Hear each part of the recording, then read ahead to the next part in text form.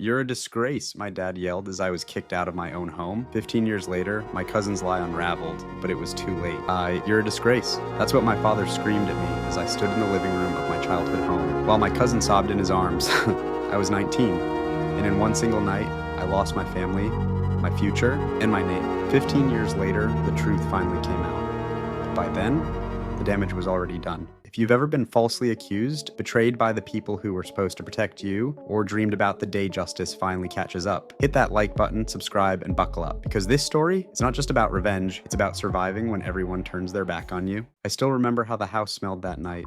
Burnt coffee, my dad's aftershave, the sharp metallic scent of panic in the air. My cousin Chloe sat on the couch, clutching her stomach like it hurt, tears streaming down her face. My aunt rubbing her back. "I didn't want to say anything," she whispered, "but it's Nathaniel's." The room went silent, not confused, not shocked, just decided. My father turned to me slowly, his jaw clenched so tight I thought his teeth would crack. "Tell me that's not true." I opened my mouth.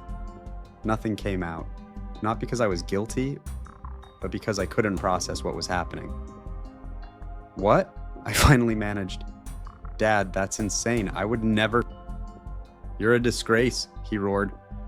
I can still feel the vibration of his voice in my chest. Chloe cried harder, and that was it. No investigation, no doubt, no DNA test, just judgment. I tried to explain. I begged them to think, to look at me, to remember who I was. But when people want a villain, they stop looking for the truth. That night, my father told me to pack a bag.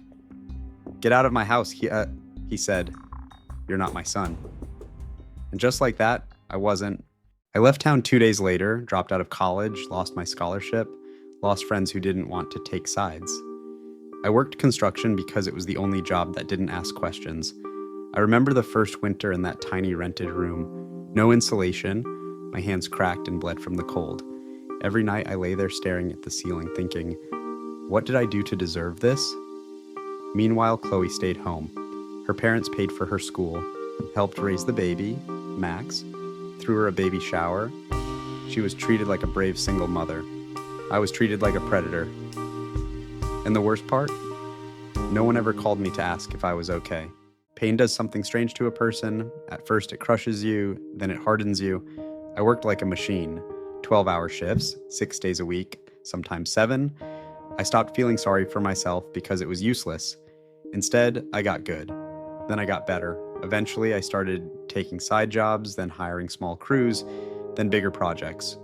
By 34, I had my own construction company. Nothing glamorous, but solid, profitable, respected. People in my new city knew me as dependable, honest. The irony wasn't lost on me, honest. Meanwhile, back home, Chloe's life looked perfect. Marriage, social media smiles, a nice house, family barbecues I wasn't invited to. And every time I saw a photo of Max online, I'd feel this strange twist in my stomach. Not guilt, not responsibility, just theft. She stole 15 years from me. And the truth didn't come out because of guilt. It came out because of science. Max had some kind of medical issue that required testing. Routine, they said, except the results showed something strange. His blood type didn't match mine, which led to questions, which led to a court-ordered DNA test. I got the call on a Tuesday afternoon while reviewing blueprints. "Mr. Hayes," the lawyer said, "you are not the biological father." I didn't feel joy. I didn't feel vindicated. I just felt empty, like someone handed me a receipt for 15 stolen years and said, "Sorry about that."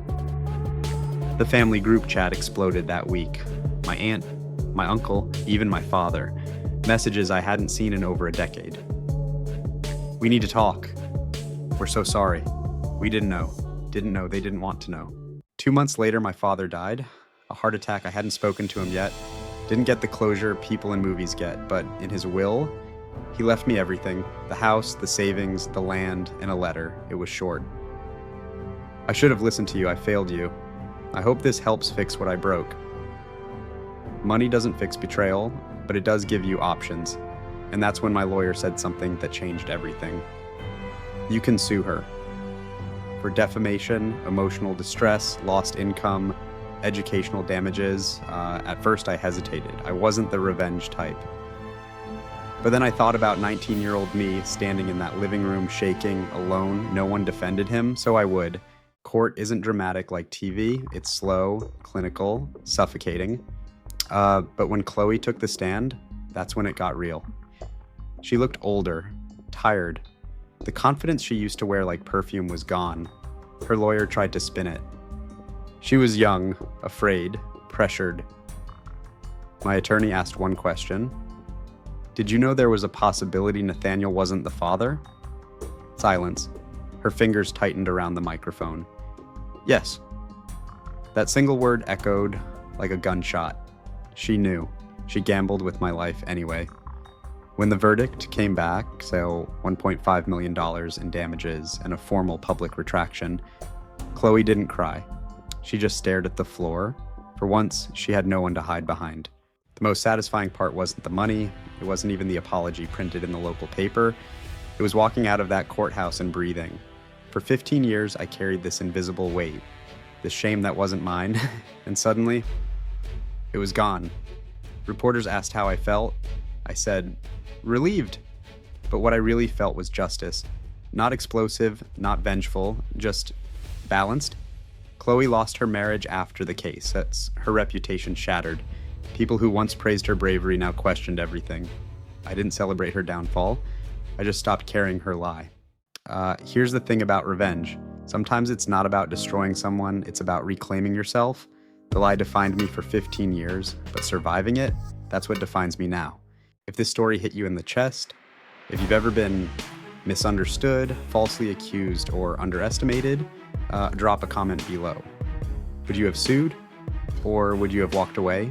Hit that like button if you believe karma eventually shows up, and subscribe for more stories where the truth always fights back.